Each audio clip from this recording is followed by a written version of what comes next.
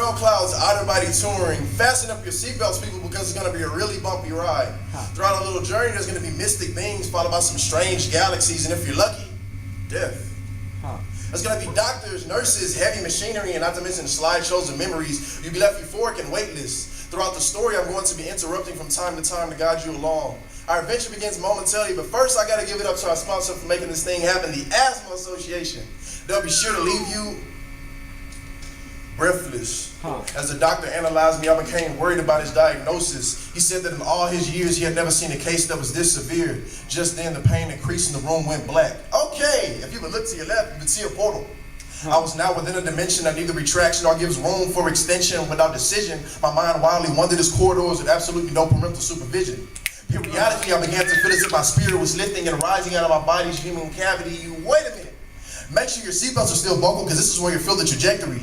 I was free falling towards the sky. As it turned out, I had a date with death. She made a reservation and was quite anxious to take me out. She showed me slideshows of events and memories that over my 13 years of life had happened to me. They contained colors I had never seen, plus galaxies that seemed to stretch on endlessly. And with each electric impulse of the ambulances, defibrillators, oh, do you feel that? It's getting colder.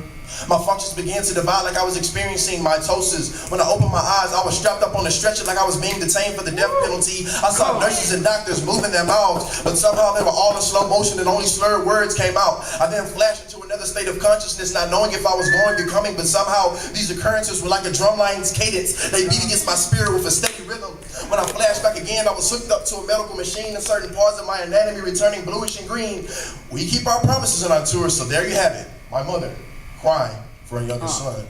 My mother was crying and praying beside me. This all seemed like a very long movie, but reality has a way of reminding. There were frequent beeps from the contraption that signaled my heartbeat and brain reaction. Then the beeps seemed to turn into warnings, so loud the decibels shattered all of the matter of this world, and all at once there was a portal to another dimension that was open, and I was pushed through the door. Escaping this realm, I followed the aurora. It was the most beautiful yet frightful light I had ever been close to. I knew my date with death was inches away from foreplay when I heard a distant sound. This shot me backwards towards my body at a phenomenal speed, and all at once I was alive.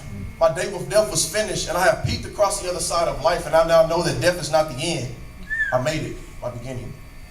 Yeah!